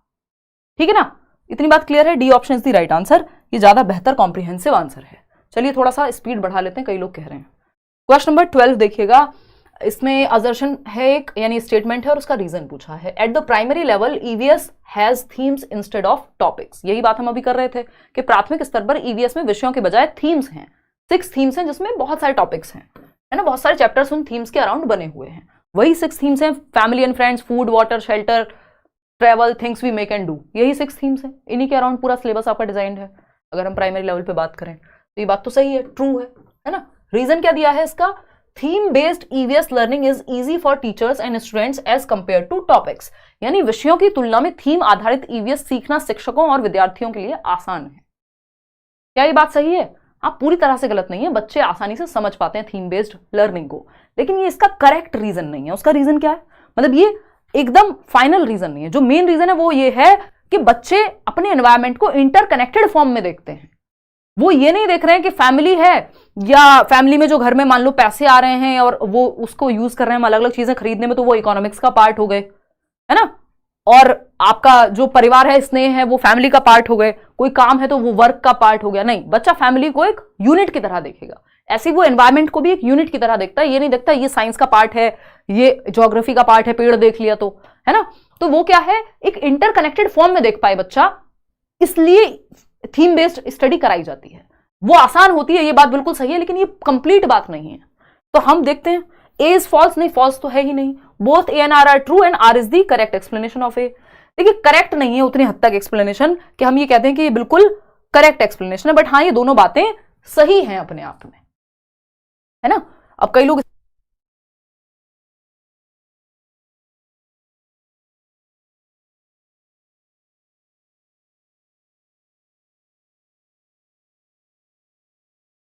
इसमें कंफ्यूज हैं। इसका जो आंसर है वो सी है, ऑफिशियली भी इन लोगों ने यही माना है ना। आसानी होती है नो डाउट, ये चाहते तो इसको आर भी रख सकते थे, बट वो कंप्लीट एक्सप्लेनेशन नहीं है। तो अब हमें ऑफिशियल आंसर की के साथ इस केस में जाना पड़ेगा। क्यों? क्योंकि कंप्लीटली सही नहीं है वो बात, लेकिन पूरी तरह से गलत भी नहीं है, ठीक है ना। तो हम सी के साथ जाएंगे कि भाई दोनों सही है, बट वो करेक्ट एक्सप्लेनेशन नहीं है। सिर्फ ये रीजन नहीं है कि आसान हो जाएगा इसलिए हम थीम से पढ़ाते हैं, बल्कि इंटरकनेक्टेडली पढ़े बच्चा इसलिए पढ़ाया जाता है थीम्स का प्रयोग करके। क्वेश्चन नंबर 13 देखिएगा, you want to encourage hands on activities for students of EVS, which of the following is the most appropriate activity. आप पर्यावरण अध्ययन के विद्यार्थियों के लिए व्यावहारिक गतिविधियों को प्रोत्साहित करना चाहते हैं, जिसमें बच्चा एक्टिविटी करे, फील्ड ट्रिप पे जाए, कोई और एक्सपेरिमेंट करे, कोई पौधा लगा के देखे, खुद से बेसिकली कोई एक्सपेरिमेंट या कोई भी एक्टिविटी करके देखे। बात सही है। अब एप्रोप्रिएट एक्टिविटी बताइए, map reading from a globe, एक ग्लोब से नक्शे को पढ़ना, प्राइमरी क्लास के बच्चे हैं, बड़े बच्चे नहीं है। बी ऑप्शन है collecting coins of different countries. अब कहां जाएंगे वो डिफरेंट कंट्रीज, अलग अलग देश जाएंगे, कुछ बच्चे तो होंगे क्लास में, सारे बच्चे तो नहीं जा पाएंगे अलग अलग देश, उनके पास तो करेंसी नहीं होगी, तो ये तो बहुत अच्छी एक्टिविटी नहीं हुई, एक बार को प्रिंट आउट चल जाता है यहाँ पे। Developing N EVS kit from available material, ये सबसे बेस्ट हो जाएगा कि एक ईवीएस किट तैयार हो जाए, जो भी मटीरियल अवेलेबल है अलग अलग बच्चों के पास अलग अलग होगा, और अलग अलग एक्टिविटी में वो उसको इस्तेमाल कर पाएंगे। कि कोई डिगअप करने के लिए कुछ लेकर के आ रहा है, किसी के पास स्टिकर्स हैं इंडिया के अलग अलग स्टेट्स के, तो ये सब एक ईवीएस किट का पार्ट बन जाएंगे। उपलब्ध सामग्री को एक ईवीएस किट के रूप में विकसित करना और फिर क्लास में जब एक्टिविटी हो तो उसका इस्तेमाल करना, ठीक है ना। सिर्फ different plants on a chart वो एक एक्टिविटी हो जाएगी, सबसे बेहतर है सी। आगे बढ़ेंगे, क्वेश्चन नंबर 14 देखिएगा, formative assessment of EVS. Formative assessment of EVS पे क्वेश्चन है, फटाफट से आप हमें बताएंगे कि रचनात्मक आकलन क्या कौन सा उदाहरण है इन चार ऑप्शंस में से, बताइए। अभी हमने बात की थी एसए की। समेटिव असेसमेंट होता है जिसमें ईयरली और half yearly pen paper test judgement के लिए होता है। फॉर्मेटिव असेसमेंट होता है जो एक्टिविटी बेस्ड होगा, फीडबैक के लिए होगा कि आप सीख कैसे रहे, ये फॉर्मेटिव असेसमेंट बताएगा, जो एफए टेस्ट होते हैं आपके, और आपने कितना सीखा है वो समेटिव असेसमेंट है। फिर से मैं बोल देती हूं, आपने कितना सीखा है ये समेटिव असेसमेंट है, योगात्मक आकलन है। आप कैसे सीख रहे हैं ये फॉर्मेटिव असेसमेंट है, फीडबैक के लिए होता है, इंप्रूवमेंट के लिए होता है, ठीक है ना। तो अगर हम बात करें फॉर्मेटिव असेसमेंट यानी एफए की ईवीएस में, तो ये किसका पार्ट है? असेसमेंट फॉर लर्निंग का, बिल्कुल सही बात है। सीखने के लिए आकलन एफए का पार्ट है। ऑफ लर्निंग तो भाई एस से हो जाता है कि सीखने का आकलन, कितना सीखा है, ये एस से है।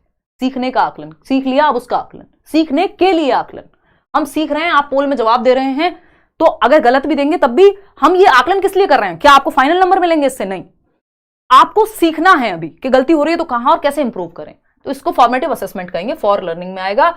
एज लर्निंग होता है सीखने के साथ सीखना या सेल्फ असेसमेंट, जब आप खुद का टेस्ट ले रहे होंगे घर पे तो वो फॉर्मेटिव असेसमेंट का हिस्सा है। असेसमेंट एज लर्निंग कहते हैं उसको, सेल्फ या पीयर असेसमेंट, आपके दोस्त आपका टेस्ट लें या आप खुद का टेस्ट लें, एज लर्निंग कहते हैं उसको, ये भी एफए का पार्ट है।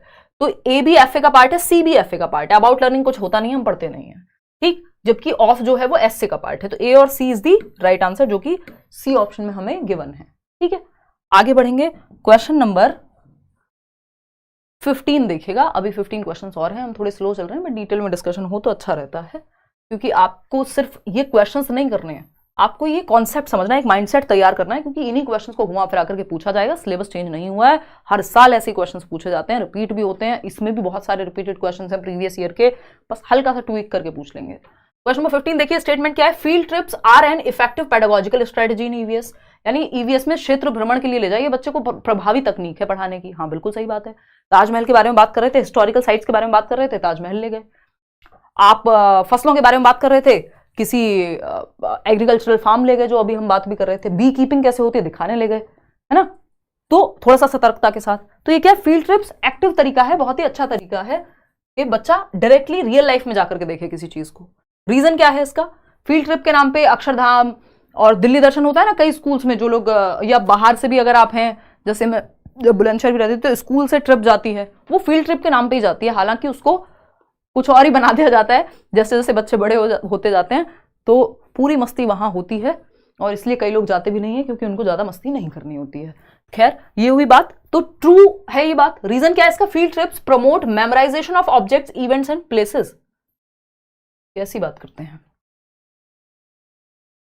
नहीं वैसे गलत तो पूरी तरह से नहीं है, फिर भी बी ऑप्शन कह रहे हैं कई लोग। 1 मिनट में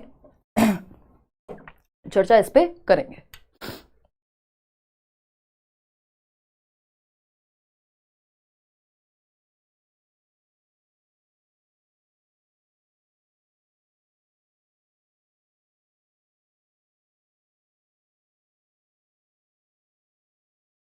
देखिएगा 63% लोग बी कह रहे हैं कि A, both A and R are true.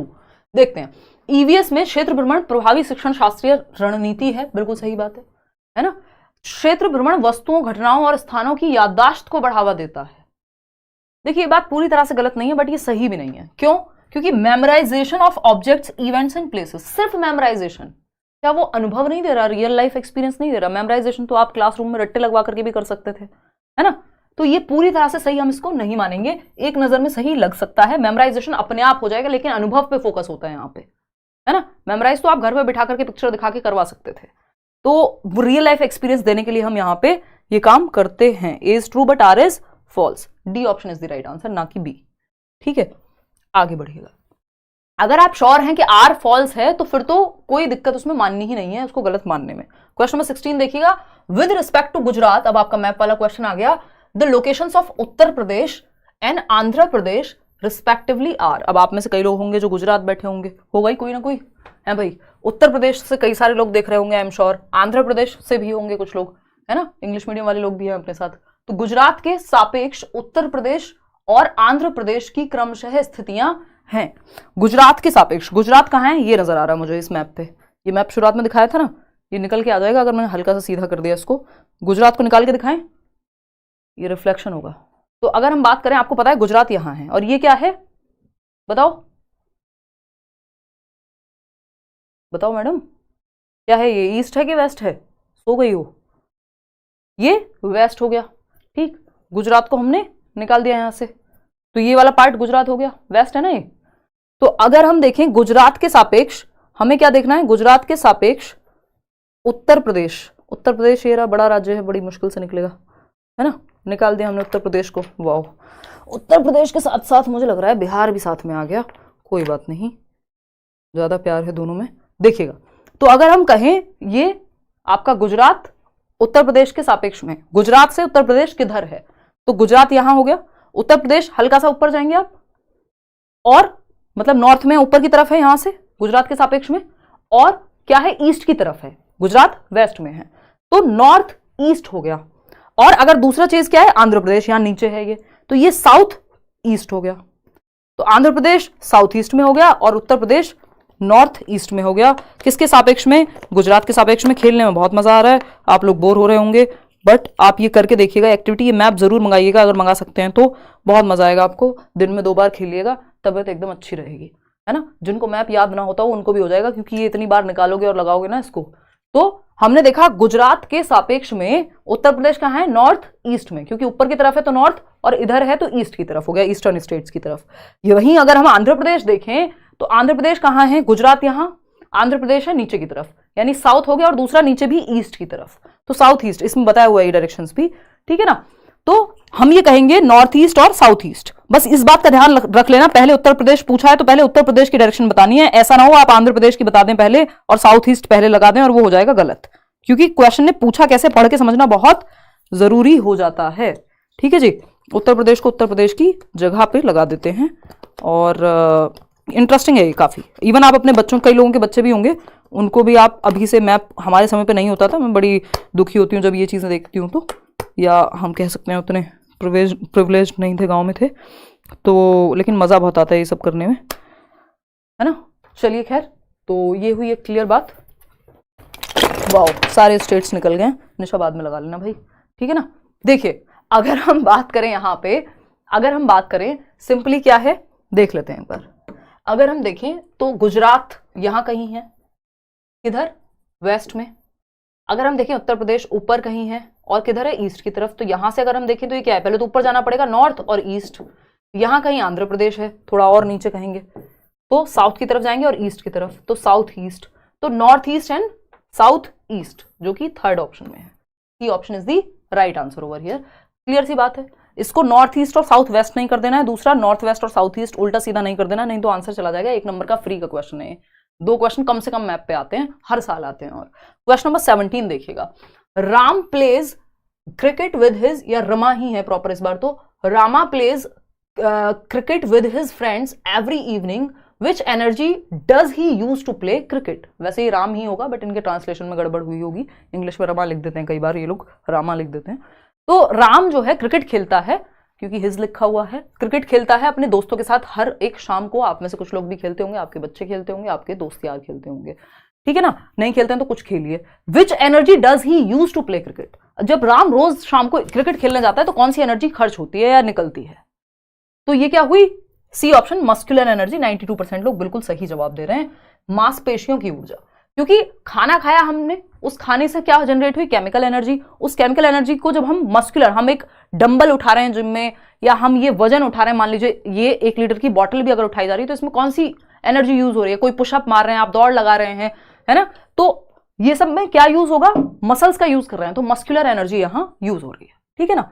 Light energy हमारी हीट से होती है, यानी अगर आग आप जला रहे हैं तो लाइट एनर्जी आएगी। इलेक्ट्रिसिटी से जो ये ट्यूब लाइट अगर जल रही है तो लाइट एनर्जी प्रोड्यूस हो रही है। और अगर हम बात करें सन की, यानी जो सनलाइट है, तो उसमें भी क्या है, लाइट एनर्जी है।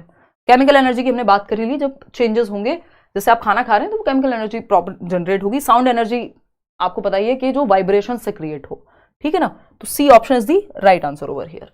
आगे बढ़ेंगे क्वेश्चन नंबर 18 पर। When we burn fuels we get, जब हम ईंधन जलाते हैं, यानी मान लीजिए आपने लकड़ी जलाई, खाना बनाया, है ना, उपले जलाए, तो जब आप फ्यूल बर्न करते हैं तो कौन सी एनर्जी निकलती है, सिर्फ लाइट एनर्जी निकलती है, हीट एंड लाइट दोनों निकलते हैं, मैकेनिकल एंड लाइट, या फिर लाइट एंड साउंड। फटाफट से जवाब दीजिएगा, फिर हम आगे बढ़ेंगे। तो हम ये कह सकते हैं कि एक तो हीट तो जनरेट होगी जब आप कुछ भी बर्न कर रहे हैं, और लाइट एनर्जी, ठीक है ना। जब आप फ्यूल, क्योंकि लाइट उसमें से ऊर्जा भी तो दिखेगी ना, प्रकाश भी तो होगा ना, अगर आप फ्यूल बर्न कर रहे हैं, चाहे वो लकड़ी हो, उपले हो, ठीक है ना, ईंधन अगर आप जला रहे हैं, कोयले हो, ठीक। क्वेश्चन नंबर 19 देखिएगा। क्वेश्चन नंबर 19 फटाफट से जवाब दीजिएगा। ये क्या कहता है, which one of the following is a sticky rice and is a common variety of rice in Assam. यानी आसाम में कौन सी वेराइटी राइस की, चावल की कॉमन है और इसको स्टिकी राइस कहते हैं। ये आपके एनसीईआरटी में गिवन है। ये सिंपल आंसर है इसका बोरा राइस। क्या है जवाब, बोरा राइस, ए ऑप्शन। आगे बढ़ेंगे नेक्स्ट क्वेश्चन पे, ठीक है। इसको स्टिकी राइस या चिपचिपा राइस कह देंगे, और कॉमन है ये। क्वेश्चन नंबर 20 देखिएगा, ज्यादा स्पीड में चले गए हम। क्वेश्चन नंबर 20 देखिएगा। अब एक और मैप का क्वेश्चन है। क्या है भाई इस क्वेश्चन में, select from the following best period of the year. नहीं, मैप का नहीं है ये। बेस्ट पीरियड किस चीज के लिए, साल में बेस्ट पीरियड जहां बिहार के लोग बी कीपिंग स्टार्ट करते हैं। बी कीपिंग क्या है, मधुमक्खी पालन का कार्यक्रम बिहार में किस सीजन में या किस साल के किन महीनों में चलाया जाता है, या मधुमक्खी पालन किस समय पे सबसे ज्यादा प्रिवेलेंट है। ये आपकी वो अमृता वाली जो स्टोरी है उसमें क्लियरली एनसीईआरटी में गिवन है, अक्टूबर टू दिसंबर। जवाब क्या हो गया, A option is the right answer. इसमें सभी लोग सही जवाब दे रहे हैं। क्वेश्चन नंबर 21 देखिएगा। 21वां सवाल क्या कहता है भाई, 21वां सवाल कहता है, कॉलम ए है एक तरफ और दूसरी तरफ है कॉलम बी। कॉलम ए क्या कहता है, क्यूमिन यानी जीरा।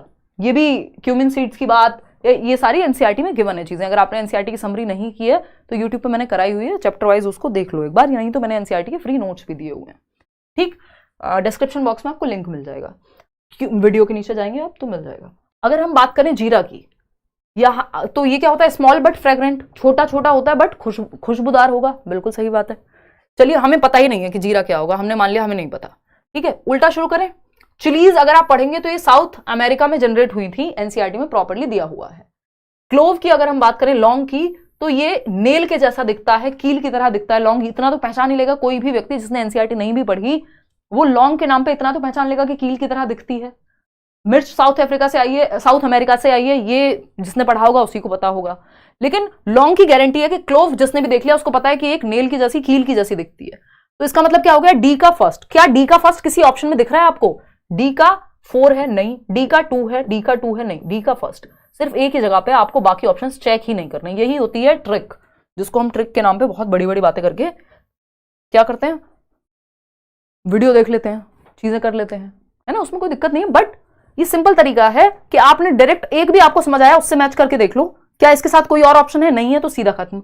अगर उसमें दो ऑप्शन एक जैसे हो, जैसे डी का 2 होता अगर, तो दो ऑप्शन में से फिर हम एक और चेक कर लेंगे, तो हमें सारे चेक करने की जरूरत उस केस में नहीं पड़ती बहुत बार। बस इसमें सतर्क रहना कि कहीं दो कॉमन तो ना हो। क्वेश्चन नंबर 22 देखिएगा, एक और मैप का क्वेश्चन है।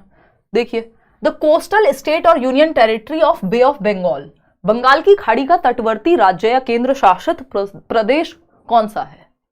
ओडिशा, कर्नाटका, कर्नाटका तो उधर चला गया, बंगाल की खाड़ी इधर है, कोई सेंस ही नहीं बना। केरला, ये भी इधर है आपका, जो आपका क्या कहते हैं इसको, अरेबियन सी की तरफ। भाई ईस्ट में तो बे ऑफ बंगाल तो इधर है ना, ईस्टर्न स्टेट्स में होगी, अरेबियन सी इधर है और इधर ही कर्नाटका है, इधर ही केरला है, यहाँ पे कहीं केरला है, ठीक।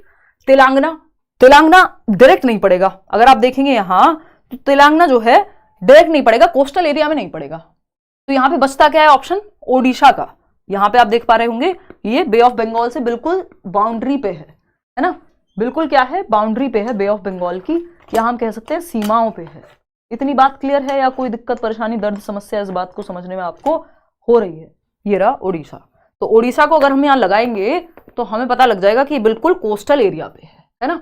इसके बाद यहां पे बे ऑफ बंगाल है, बंगाल की खाड़ी है, ठीक है बात। चलिए खैर, ये आप खेल लीजिएगा घर पे, अभी हम आगे बढ़ते हैं और समझते हैं कहानी क्या है। तो Odisha is the right answer. Odisha की कैपिटल क्या है, घर पे पूछ लेना, किसी से बता ही देगा कोई ना कोई। बताओ तुम।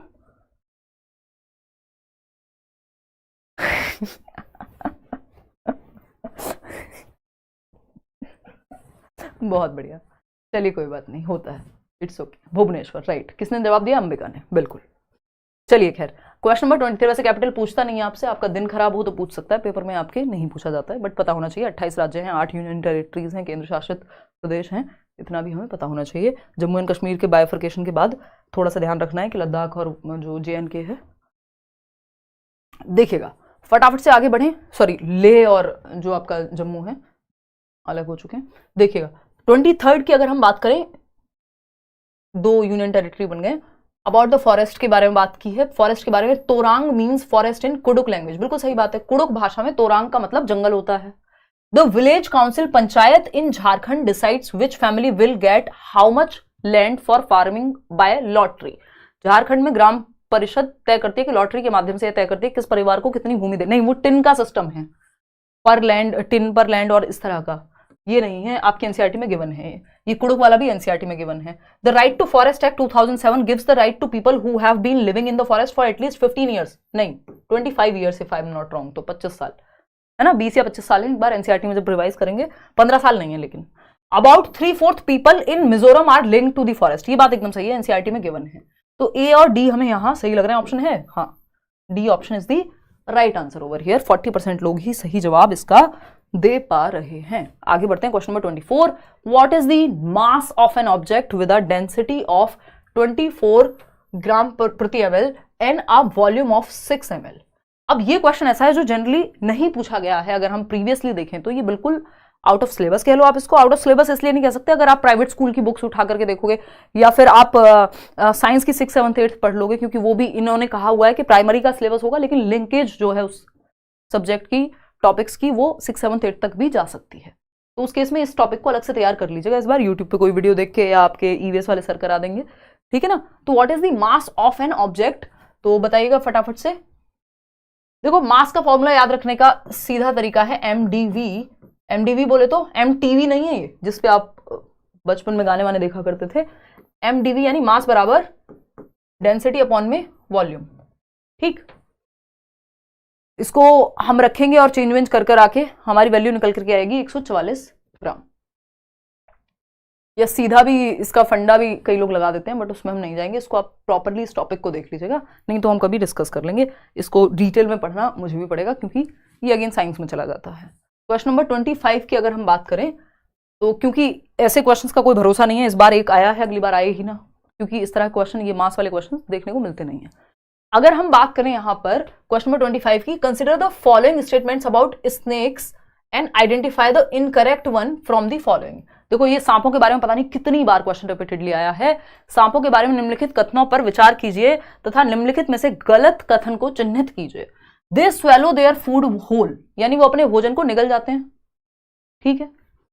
स्नेक्स हैव शार्प टीथ, ये बात भी सही है, फैंग्स बोलते हैं उनको, है ना, ये हमने पढ़ा हुआ है एनसीईआरटी में, फैंग्स बोलते हैं। वो दो और स्किन निकाल लेता है सांप जहां से काटेगा। पॉइजनस स्नेक्स हैव फैंग्स, चलो कह लो, कुछ भी कह लो आप।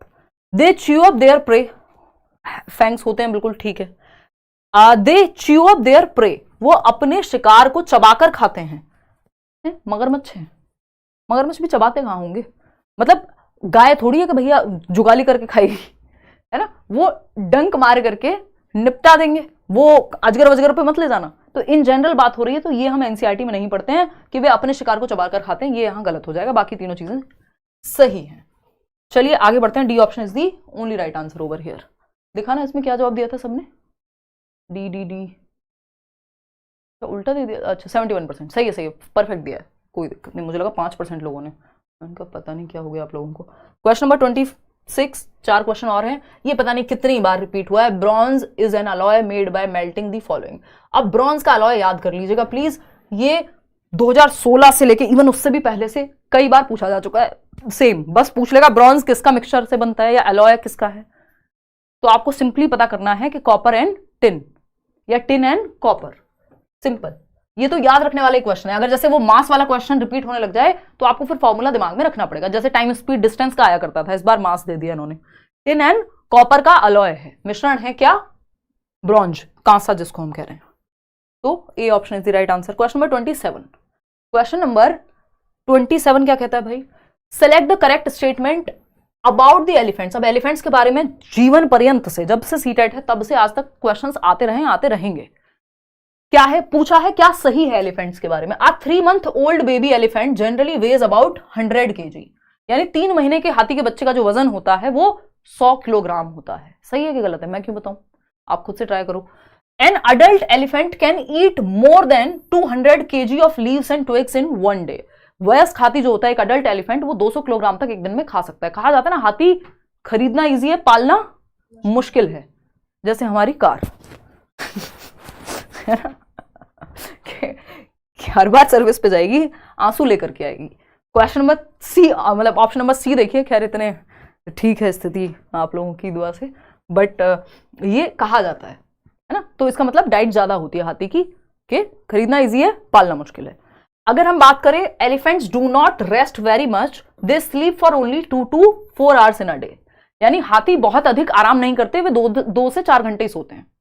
हमारे जैसे नहीं 8-8 घंटे सो जाएंगे, ठीक है ना। कभी कभी तो क्या, बहुत बार ऐसा भी होता है कि 2 से 4 घंटे में निपटा देते हैं, बट उनकी जो नॉर्मल स्लीप है वो 2 से 4 घंटे है। ये बात एकदम फैक्ट है, ट्रू है ये बात।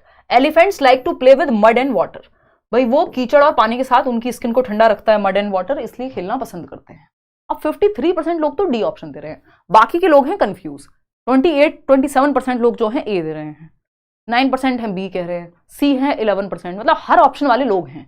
अगर मैं 5वां ऑप्शन यहां दे दूं तो उस पर भी लगा देंगे कई लोग। तो देखो यहां पे आप लोग को हुई कंफ्यूजन।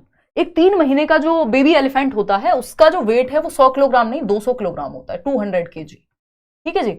इसके अलावा अगर मैं बात करूं, एक अडल्ट एलिफेंट कितना खा सकता है एक दिन में, तो 100 kg of leaves and twigs, यानी 1 क्विंटल या 100 किलोग्राम तक जो पत्तियां और झाड़ियां उनको वो खा सकता है। 3 महीने के हाथी के बच्चे की जो वेट है, हाथी के बच्चे का जो वेट है जो बेबी एलिफेंट का, वो होगा 200 किलोग्राम। और अगर डाइट की बात करें तो वो 100 किलोग्राम है। तो ये बात आप ध्यान रखिएगा, नहीं तो गड़बड़ हो जाएगी, ठीक है ना। तो आंसर क्या होगा इसका, सी और डी। कहां है सी डी, डी ऑप्शन। तो ये सिर्फ 50% प्लस लोगों ने ही सही जवाब दिया, बाकी लोग गड़बड़ कर गए इसमें, ठीक है जी। चलें आगे बढ़ें। क्वेश्चन नंबर 28, सेकंड लास्ट, नहीं अभी तो 3 क्वेश्चन, 28, 29 और 30। देखिएगा, अगर हम देखें क्वेश्चन नंबर 28 को, स्टेटमेंट ए एंड बी को पढ़ना है। स्टेटमेंट ए क्या है, in Manali houses are constructed with wood slanting roofs and elevated on strong bamboo pillars. अब आप समझ गए होंगे स्ट्रॉन्ग बैम्बू पिलर्स, बांस के खम्भों पर घर कहां बनते हैं? असम में बनते हैं, है ना कि मनाली में। तो ये बात तो गड़बड़ हो गई, ये तो गलत हो गया। स्टेटमेंट बी क्या कहता है? Manali receives a lot of rain and snowfall. ये बात बिल्कुल सही है, हमने एनसीईआरटी में हाउसेज वाले टॉपिक में पढ़ा है, अलग से भी हम इन टॉपिक्स पे क्वेश्चंस करेंगे आने वाले सेशंस में। तो हमें पता है कि ए गलत है, बी सही है। कहां है? ए सही है? नहीं, ए गलत है परंतु बी सही है। तो A option is the right answer over here. 68% लोग सही जवाब दे रहे हैं, बहुत बढ़िया, बहुत चतुर लोग हैं हमारे यहाँ। ठीक जी, आगे बढ़े। क्वेश्चन नंबर 29 देखिएगा, ये सेकंड लास्ट है क्वेश्चन। हर टाइम ऐसा लगता है फोन बज रहा हो, कोई बीमारी हो गई मुझे लगता है। देखिए, मतलब हमेशा नहीं बट अभी लगा, कभी कभी लगता है, आप सबके साथ भी होता ही होगा। देखिए, अगर हम बात करें read the following statements, vibration feel होती है फोन की। Read the following statements and choose the correct option. Assertion क्या है भाई? On applying pressure gas can be compressed easily. भाई दाब लगाने पर गैस को आसानी से समीपित किया जा सकता है, जो भी है हिंदी में इसका मतलब, है ना, कंप्रेस किया जा सकता है। आप देखते होंगे, ये बहुत ही एक साधारण सा एग्जांपल है। सीएनजी चलती है, कंप्रेस्ड नेचुरल गैस कहते हैं ना सीएनजी को फुल फॉर्म। तो सीएनजी ऑटो में भरवाते हैं लोग, गाड़ियों में भरवाते हैं, है ना। हमारे पास जब सबसे पहली गाड़ी थी उसमें भी थी। ठीक, तो उसमें होता क्या है, अगर प्रेशर अच्छा आ रहा है, अगर आप सीएनजी पंप पर जाएंगे और प्रेशर अच्छा है तो ज्यादा गैस भी भर जाएगी आपके उस सिलेंडर में या उस जो भी है किट में जो आपकी गाड़ी में लगी हुई है सीएनजी। अगर प्रेशर अच्छा नहीं आ रहा तो ज्यादा सीएनजी नहीं भर पाती, क्योंकि प्रेशर क्या करेगा? कंप्रेस करने का काम करेगा, कंप्रेसर भी होता है। ठीक, तो ये क्या हुआ, अगर प्रेशर अप्लाई होगा गैस पे तो वो कंप्रेस हो जाएगी इजीली। बात सही है, बहुत आसान सा एग्जांपल है, कोई दिक्कत नहीं होनी चाहिए। ट्रू है ये बात? बिल्कुल ट्रू है। रीजन क्या है इसका? when we apply pressure to a gas, the intermolecular space between gaseous particles decreases and it gets compressed. जो इंटरमॉलिक्यूलर स्पेस होगा उन कणों के बीच में वो कम हो जाएगा, क्योंकि हम कंप्रेस कर रहे हैं, है ना, दबा रहे हैं प्रेशर से, तो ज्यादा गैस आ गई। दोनों बातें सही है ना? Both A and R true and R is the correct explanation of A. बात सही है? नहीं हो गई। चलिए लास्ट क्वेश्चन है आज के लिए, फिर आप अपने घर जाइएगा, हम अपने घर। वैसे तो हम दोनों ही अपने अपने घर हैं हम सभी, बट ऐसे कहना अच्छा लगता है। क्वेश्चन नंबर 30 ऐसे होता था ना पहले जब हम ऑफलाइन क्लास लिया करते थे, लेंगे कभी तो यही कहा जाएगा।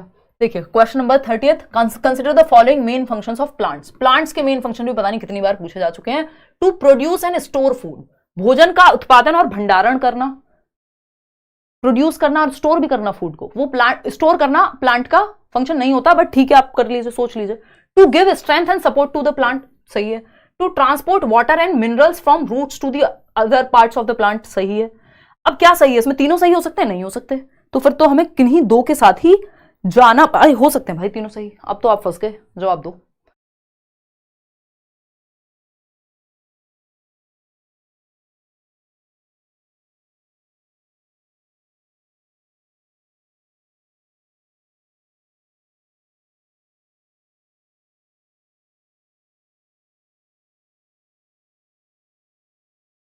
हो गया ना, लास्ट है अब तो, जाओ फिर तुम। ये 1 मिनट रुक जाओ बस।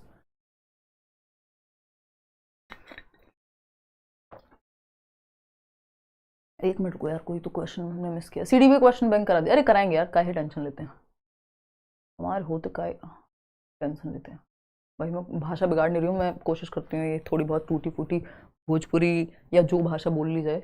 रोज क्लास लिया करेंगे भाई रेखा, मजे आते हैं क्लास लेने में बहुत। मुझे जिम जाना था आज, बट 10:30 बज चुके हैं। ये मैं पिछले पता नहीं कितने महीनों से कह रही हूँ मैं एक दिन जिम जाऊंगी। आज स्टेट वाले एग्जाम का सीडीबी करा दो प्लीज, कल एग्जाम है, हेल्प मिलेगी हमको। सपना बहुत देर हो चुकी है, 10:30 बज चुके हैं और ज़्यादातर लोग सो भी गए होंगे जिनका कल पेपर है। क्लास का टाइम 9 बजे रहेगा यूट्यूब का। आप बहुत अच्छा पढ़ाती हैं। कोर्स कैसे खरीदें ma'am? Career will app download कर लो रमेश, सीधा सिंपल, बहुत ही कम फी वाला कोर्स है, सारे टीचर्स हैं। देखिएगा अगर हम बात कर रहे हैं यहाँ पे, अगर हम बात कर रहे हैं यहाँ पर, इससे पहले बैच की क्लास होती है, ये है करियर विल ऐप। किसी fake website, fake app, fake course से प्लीज मत जुड़िएगा। देखिए अगर हम बात करते हैं यहाँ पे तो हम ये कहेंगे प्रोड्यूस एंड स्टोर फूड। ये स्टोर फूड वाली बात प्लांट्स के केस में गलत हो जाएगी। ये स्टोर कहाँ करते हैं? वो अपने पास थोड़ी रखते हैं छिपा के। बी और सी है, हाँ ये रहा। तीनों ऑप्शन हो सकते थे इसमें, बट वो ए पहले से ही गलत है तो मुझे लगा नहीं होगा, तो ए ऑप्शन के साथ हम जाएंगे। 40% लोग सही। स्टोर फूड वाला जो ऑप्शन है वो नहीं सही होगा यहाँ पे, ठीक है ना। तो आउट ऑफ 30 क्वेश्चंस कितने आपके ठीक हुए वो आप बताएंगे। आपका अब जो भी मन में सवाल हो वो आप पूछ लीजिए। 30 आउट ऑफ कितने आपके ठीक हुए। आपको होपफुली समझ बनाने में मदद मिली होगी। अभी ठीक कितने हुए ये शुरुआत में मैटर नहीं करता, अभी आपका फोकस सीखने पे भी होना चाहिए, वो थोड़ा सा आइडिया रहता है। क्लास की जितनी तारीफ की जाए उतना अच्छा, thank you ji. I have cleared my last seated, Shivam कह रहे हैं, अच्छा धन्यवाद जी। अच्छा केवीएस में भी आप लोगों ने, बहुत सारे लोगों ने सिलेक्शन लिया है, तो अभी मैं उस पर देख नहीं पाई हूँ। आप लोग फॉर्म फिल कर दीजिएगा, टेलीग्राम पे शेयर कर दिया था, मतलब प्रॉपरली नहीं देख पाई हूँ। जो टीम ने बताया कि मेल वगैरह आ रहे हैं, एक बार में समझ आ जाता है। मैं रोज क्लास दिया कीजिए, हाँ रोज मिलेंगे यार, कोई दिक्कत नहीं है। देखिएगा, तो अगर हम बात कर रहे हैं यहाँ पे, ये पूछ लो कैसी लगी क्लास, पोल में 2 ऑप्शन देके।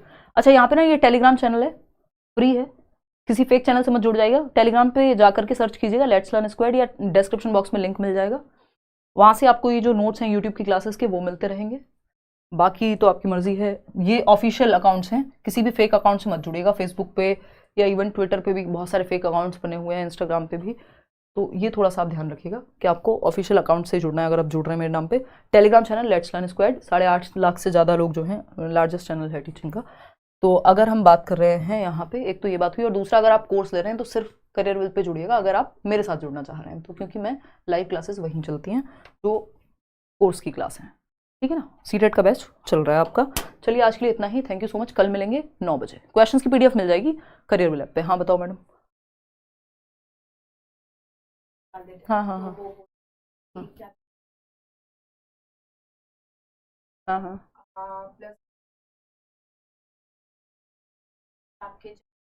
हाँ क्लियर हो जाएगा। हाँ क्लियर हो जाएगा चैनल से, कोई दिक्कत नहीं है।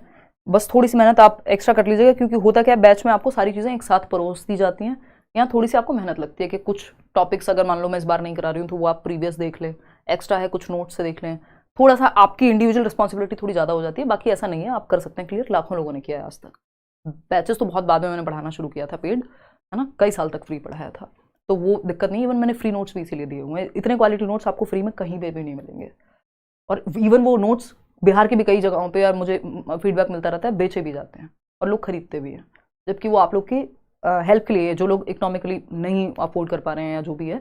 और दूसरी बात क्या पूछी तुमने, वो शॉर्ट वाला। देखिए शॉर्ट्स का कोई चैनल एज सच नहीं है, मेरे 2 ही चैनल है यूट्यूब पे, एक हिमांशु सिंह जिसपे मैं बहुत रेयर ही कभी कोई व्लॉग आता है, और हिमांशु सिंह, और दूसरा है ये लेट्स लर्न, मतलब पहला लेट्स लर्न है, दूसरा हिमांशु सिंह।